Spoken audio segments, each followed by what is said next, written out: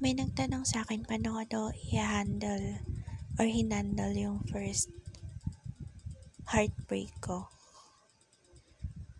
At natatandaan ko kasi nung first crush ko, parang MU kami nun eh. Text kami nun eh, kasi text pa nun eh.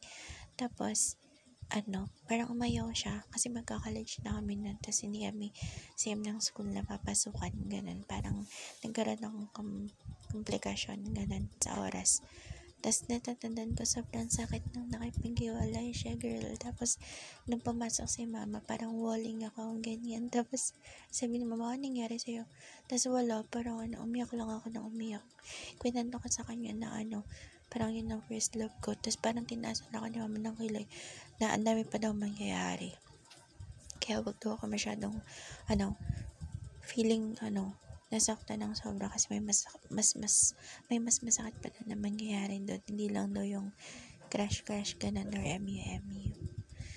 Ganun. Naalala ko kasi yung pagpasok ni mama, di ba walling ako, tapos bigla ko niyakap yung paa niya. Tapos umiyak ako ng umiyak, girl. Pag naisip ko yun, shucks, sino ka dyan? Ganun. Ewan naman baduy. Pero, oo, ganun dati. Ganun ko siya hinandle. Tapos nagal ko na move on, taon din. Taon din.